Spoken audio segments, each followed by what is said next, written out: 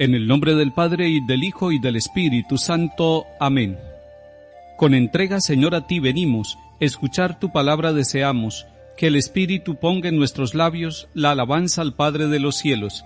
Se convierte en nosotros la palabra en la luz que a los hombres ilumina, en la fuente que salta hasta la vida, en el pan que repara nuestras fuerzas. En el himno de amor y de alabanza que se canta en el cielo eternamente, y en la carne de Cristo se hizo canto de la tierra y del cielo juntamente. Gloria a ti, Padre nuestro, y a tu Hijo, el Señor Jesucristo, nuestro hermano, y al Espíritu Santo, que en nosotros glorifica tu nombre por los siglos. Amén.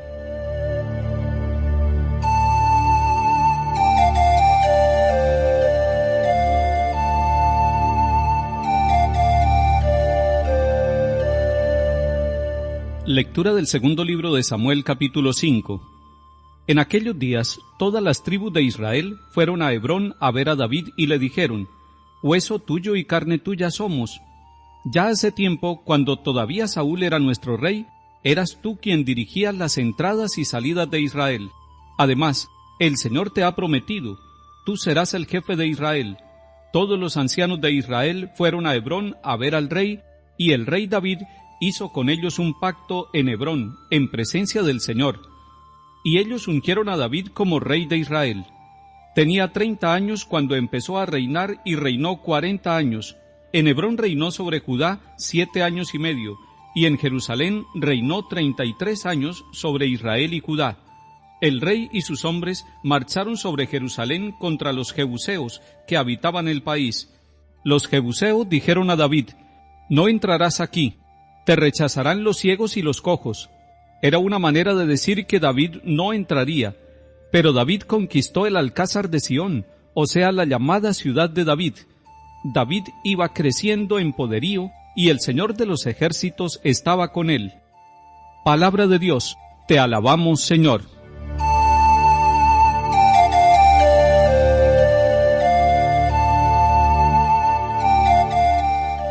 El segundo libro de Samuel nos está contando una parte de la historia de Israel, y la está contando de una manera interpretada. Nos está mostrando cómo después de la muerte del rey Saúl, y recordemos que Saúl es el primer rey que tiene Israel, el país queda dividido, porque las enemistades entre Saúl y David que fueron creciendo y que llevaron a enfrentamientos entre ellos, llevó también a la división de la comunidad de los israelitas. Unos estaban con Saúl y otros estaban con David. Los celos políticos y el interés de Saúl de reinar sin que nadie le hiciera oposición llevaron a que él quisiera eliminar a todos los simpatizantes de David. Se convirtió en enemigo de David. Toda la narración nos va mostrando que el rey David no tuvo nunca rencor contra Saúl. Al contrario, al enterarse de la muerte de Saúl, él llora la muerte del rey y agradece a quienes hicieron la obra de misericordia de sepultar el cuerpo del rey Saúl. Después los descendientes de Saúl siguen persiguiendo al rey David, pero se va presentando una situación política y social. Mientras David va creciendo en fama y en poder, los descendientes de Saúl van decayendo, van perdiendo fuerza, van perdiendo el poder. Y es muy interesante ver cómo en el corazón del rey David no se alberga ni el odio ni el rencor contra aquellos descendientes del rey Saúl que eran sus perseguidores y sus enemigos gratuitos. David se ha ubicado en una ciudad llamada Hebrón, al sur de Jerusalén, y los habitantes de esta región de Judea lo han nombrado rey, lo han ungido, son ellos los que lo han ungido. Y después, a la muerte de los descendientes de Saúl, vienen también los habitantes de las tribus de Israel, y es lo que escuchamos hoy en el capítulo 5 del segundo libro de Samuel. Vienen a Hebrón porque están reconociendo el gran liderazgo que tiene David. Además, los israelitas se reconocen con una vinculación de sangre con el rey David, y por eso le dicen: «Hueso tuyo y carne tuya somos». Esto dicho a una persona es como un elogio, pero cuando estamos viendo que David anticipa la figura de Jesucristo, podemos decir entonces que él tomó nuestra carne. Aquí los israelitas quieren ascender y ser parte, hueso y carne del rey David. En cambio, en el Hijo de Dios sucede todo lo contrario. Es Él el que toma la carne nuestra, es Él el que toma el rostro nuestro, es Él el que se hace el Emmanuel, el Dios con nosotros. Aquí los israelitas sentían orgullo de ser de la misma carne y de la misma raza del rey David. Pero mayor orgullo tendríamos que sentir nosotros, porque el Hijo de Dios tomó nuestra condición a pesar de nuestros pecados, tomó nuestra carne en el seno de la Virgen María, y entonces nosotros somos elevados a la condición de hijos de Dios, hermanos de Cristo Jesús el Señor. Los ancianos de Israel, es decir, los dirigentes de las tribus de Israel, fueron hasta Hebrón a visitar al rey. Hicieron un pacto con él, y ellos ungieron a David como rey de Israel. En ese momento empieza el rey David a unificar al pueblo de Israel. Ya no habrá un rey en Hebrón y otro en Jerusalén. Tendrá que haber un solo rey, un único rey. La narración nos va contando que todo esto fue hecho en presencia del Señor, y que además el Señor de los ejércitos estaba con el rey David. La lectura que está haciendo Israel de su propia historia y de la manera como fue elegido David, y de esa primera batalla donde él, después de ser menospreciado, conquistó Jerusalén, es un signo de que ellos ven en el actuar del pueblo, en la manera como ellos toman las decisiones, en las batallas y en las luchas de cada día, la presencia de Dios. Se sienten acompañados por Dios. Es más, el que dirige al pueblo no es David. David es instrumento de quien dirige verdaderamente al pueblo de Israel y su historia, que es el mismo Dios.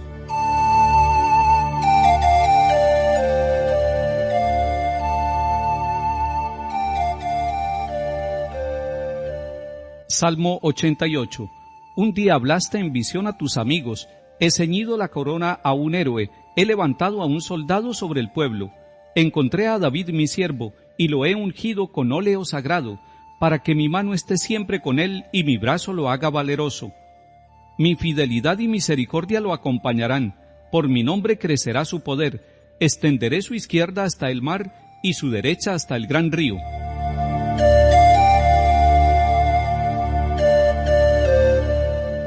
Lectura del Santo Evangelio según San Marcos, capítulo 3. En aquel tiempo, los escribas que habían bajado de Jerusalén decían: «Tiene dentro a Belcebú, y expulsa a los demonios con el poder del jefe de los demonios». Él los invitó a acercarse y les puso estas parábolas. ¿Cómo va a echar Satanás a Satanás? Un reino en guerra civil no puede subsistir. Una familia dividida no puede subsistir.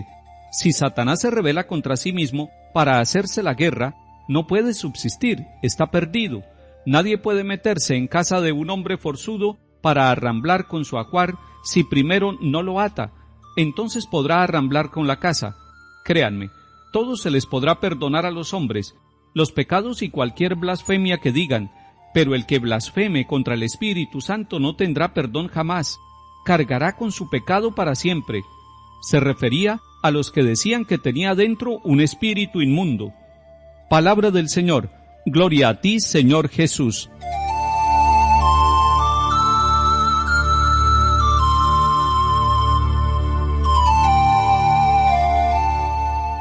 El Evangelio de San Marcos nos muestra que después del bautismo de Jesús, Él empieza su misión en el territorio de Galilea.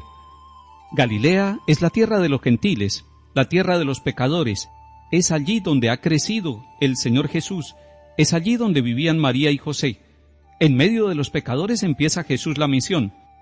Y cuando empieza la misión, nos dice el evangelista Marcos en el capítulo 3, algunos lo acogen y son capaces de exclamar: «Tú eres el Hijo de Dios», mientras que otros empiezan a juzgarlo. El juicio viene por parte de los letrados que han bajado de Jerusalén. Dicen que Jesús lleva dentro a Belcebú. Ese juicio que hacen los letrados está manifestando en el fondo que ellos están reconociendo un gran poder en la vida y en la misión de Jesús. Un poder que no saben ellos explicar de dónde viene.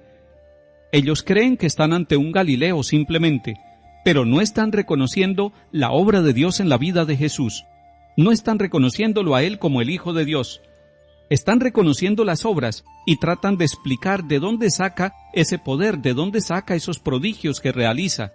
Y ellos llegan a una conclusión: este tiene a Belcebú dentro, y por eso expulsa a los demonios con el poder del jefe de los demonios. Lo están llamando endemoniado. Y es muy interesante que Jesús no entra en un conflicto con ellos, en un conflicto bélico. No está tratando de conquistar a la fuerza la conciencia de los letrados. No está tratando de oponerse a ellos con la fuerza de las armas, sino que los llama y los acerca a Él. Y ese ya es un primer paso de explicación. Jesús no está viendo en estos letrados los enemigos que hay que destruir, sino aquellos a los cuales hay que aclararles de dónde viene el poder de Jesús. Y comienza haciéndoles una pregunta: ¿cómo puede Satanás expulsar a Satanás? En otras palabras, está diciendo cómo puede el mal expulsar al mal. Esto tiene una gran aplicación en nuestra vida, porque a veces, en la historia de nuestros pueblos, se ha tratado de destruir a los enemigos con la misma forma como los enemigos atacan, es decir, a través de la guerra, a través de la violencia. Y la violencia no puede acabar con la violencia, la corrupción no puede acabar con la corrupción, la indiferencia no puede acabar con la indiferencia. Es necesario que haya una persona distinta, una misión distinta, y la misión distinta es la misión del bien, es la misión de la luz, es la misión de la verdad, es la misión de la no violencia, y todo esto lo encarna Jesús con su amor. El gran poder de Jesús es el amor que Él tiene para la humanidad.